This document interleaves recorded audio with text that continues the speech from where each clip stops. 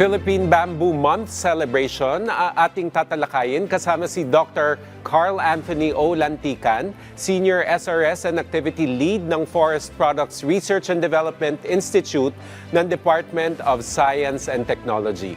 Dr. Lantican, magandang tanghali po. Magandang tanghali po. Thank you for having us, Asek Joey.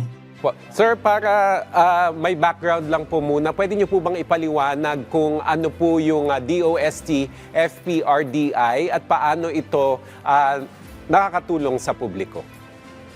Opo. Ang Forest Products Research and Development Institute po, o mas kilala bilang DOST FPRDI, ay isa sa mga ahensya ng Department of Science and Technology na nagko-conduct po ng pananaliksik sa sektor po ng wood and non-wood forest products, particularly sa utilization. And sa non-wood forest product sector po, kasama po doon ang kawayan. Ayun po. At ang mga nade-develop po naming technology ay tinatransfer po namin both sa private and public sectors for the benefit po of the general public. Ganda pong may background po tayo kasi ang pag-uusapan po natin ay yung kawayan. So ano po yung mga industriya po sa Laguna na may kinalaman o nagko-cultivate po ng kawayan at may datos ba kayo kung gaano kadami o kalaki yung industriyang ito? Thank you po, sir. Alam niyo po, yung Laguna po, hindi po talaga kilala ang probinsya namin pagdating po sa kawayan.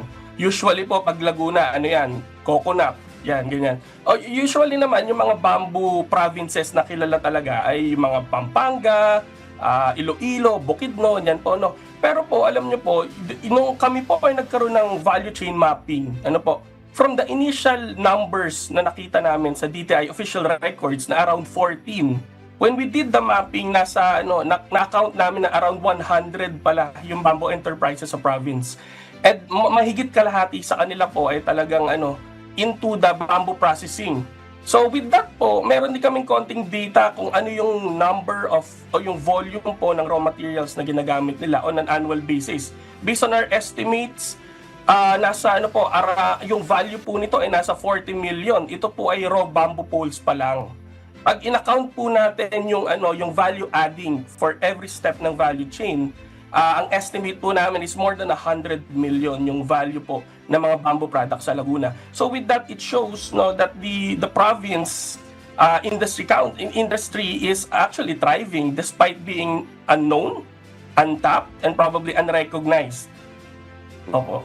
Sir, sabi nyo, thriving po yung industriya, pero paano po pag pinasukan pa natin ng tulong from science and technology? So paano pa mapapalago yung industriya at paano ito makaka-benefit rather sa ating mga kababayan dyan? Opo.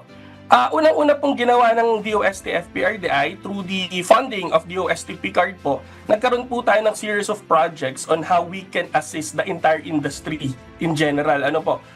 Tinulungan po natin ito by institutionalizing an Industry Development Council, and by that we are right now crafting an industry development plan that will be a roadmap for the entire industry po at umangat at least in the next 10 years. Aside from that, nagkaroon din po tayo ng malawakan na province-wide enterprise development kung saan po inisa-isa natin ano ba yung mga problema ng bawat enterprises natin, yung buong 100 po na bamboo enterprises na identify natin.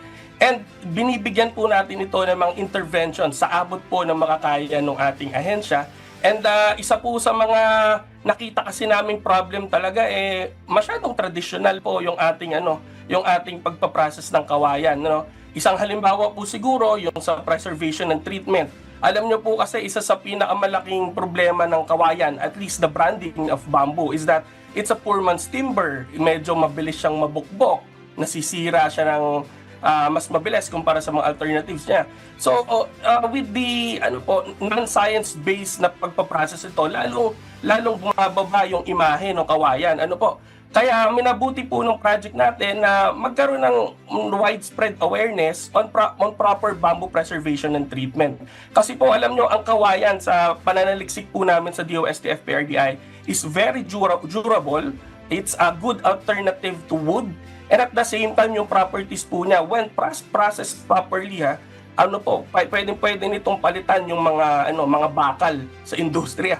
Kaya po yung mga binibigay po natin na interventions ay hindi lang naman po nag-revolve sa preservation and treatment. Tinutulungan din natin sila to have the necessary linkaging para po magkaroon sila ng access to possible funding to mechanize their operations, kasi katulad po na nabanggit ko, traditional nga ang bamboo processing, kaya manual operation po tayo nagde-depend. Meron naman po tayo mga ahensya, lalo na sa DOST Laguna, na that could provide assistance on this part. Ayun po. So ilan lang po yun sa mga halimbawa po ng assistance na ibinibigay natin. Mhm. Very briefly, sir, pwede niyo po bang ibahagi sa amin kung ano-ano yung mga aktibidad na ilulunsad ng FPRDI kasabay ng selebrasyon po ng Philippine Bamboo Month ngayong September? Opo, sige po. Sa darating pong September 9 to 10, this is a 2-day event po.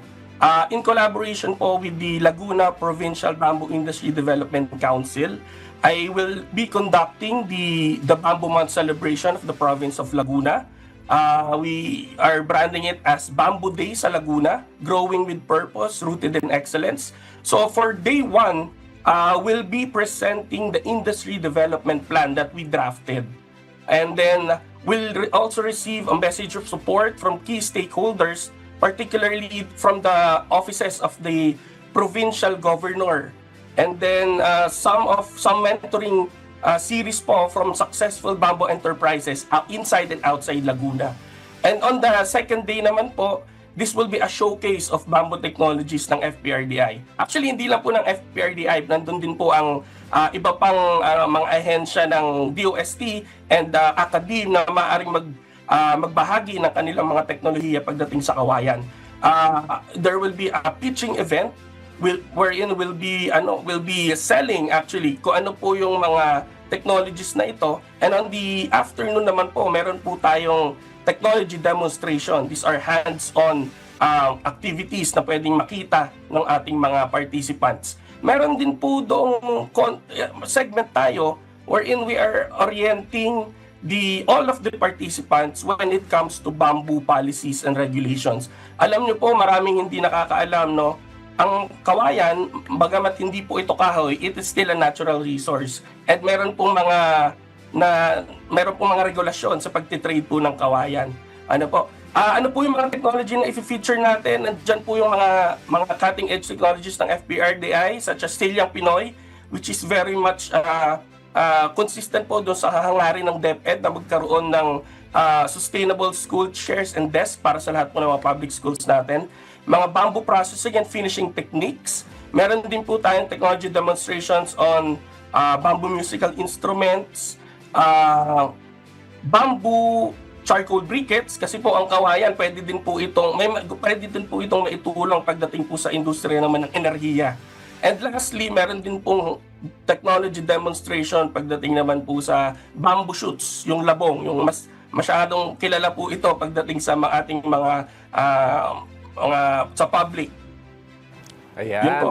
So, hindi po napapansin masyado pero maganda po yung mga activity nyo po para mas makilala pa po ang bamboo at ang industriya ng bamboo. Maraming salamat po sa inyong oras, Dr. Carl Anthony O. Lantican, Senior SRS and Activity Lead ng Forest Products Research and Development Institute ng Department of Science and Technology. Thank you, sir.